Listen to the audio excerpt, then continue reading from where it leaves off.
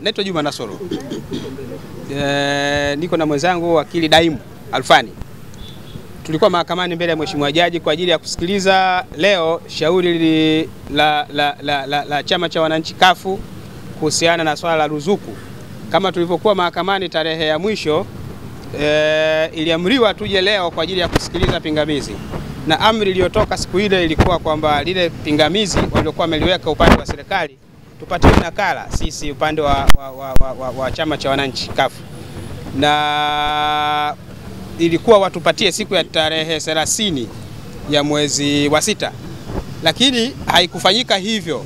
Upande wa serikali hawakutuletea hiyo nakala, na badala yake tumepewa leo pale mahakamani. Sasa kutokana na wao kushindwa kutuwasilishia sisi nakala ya ile pingamizi, mahakama imeona ni busara kesi leo iahirishwe, hilo pingamizi lisisikilizwe mpaka tarehe nyingine ambayo itakuwa ni tarehe 10 siku ya Jumatatu saa 7 kamili mchana. Tutakuja moja kwa moja siku hiyo, tumeshapata nakala ya pingamizi, tutasikiliza hilo pingamizi kuhusiana na kesi hiyo. Lakini wakati tukiahirisha kesi hiyo, Mheshimiwa Jaji Dian Sobera ametufahamisha mbele yake kuna mashauri mengine ambayo yamefunguliwa yanayopinga utaratibu wa RITA uliouchukua katika kushughulikia swala la bodi ya wadhamini. Kwa hivyo hizo kesi zingine zote zitasikilizwa siku hiyo moja ya tarehe 10 mwezi wa 7 siku ya Jumatatu saa 7 mchana. Kwa hiyo siku hiyo kutakuwa na takribani kesi 6 zitatajwa mbele ya Mheshimiwa Jaji siku hiyo. Kuna zitakazosikilizwa na kuna ambazo zitatajwa. Kwa hiyo kwa ufupi taarifa ilikuwa hiyo.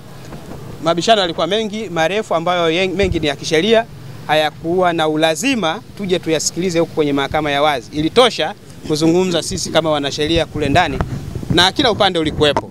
Naomba mpokee taarifa ndio hiyo kwa ufupi. Tukutane hapa siku ya Jumatatu saa 7 mchana mbele ya Mheshimiwa Jaji Dian Sobera atakaposikiliza mashauri yote yaliyoko mbele yake. Tumeshangazwa sana na hii ni mara ya pili na tunasikitika. Hatukupaswa kusema haya tunayoyasema leo, lakini mahakama imetupeleka kusema haya tunayoyasema leo. Kama mlivyoona, kesi iliahirishwa ije kusikilizwa leo, na leo ilikuwa tunasikiliza mapingamizi ya upande wa wakili wa serikali dhidi ya walioleta kesi ambao wameshindwa kujieleza.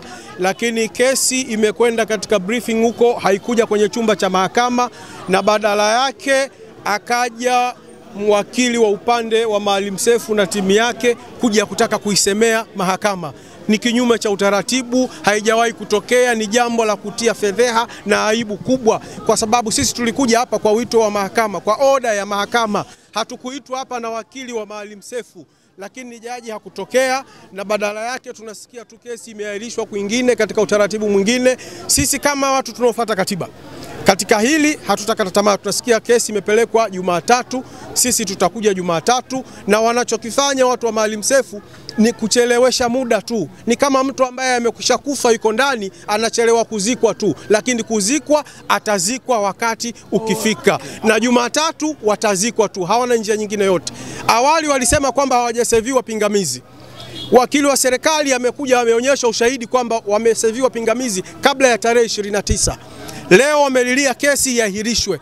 Kesi imeahirishwa katika utaratibu huo wa kuwa favored wao ama kitu gani sijui. Lakini sisi kama CUF bado tunaiamini mahakama, tuna imani na jaji, na Jumatatu tutakuja tuone watakuja na kigezo gani kingine. Lakini sisi tutaendelea kutetea katiba ya CUF, Chama cha Wananchi, na hatutamfuata Maalim Seif. Na watu wanaomfuata Maalim Seif wajue CUF ni taasisi. CUF sio chama cha mtu mmoja.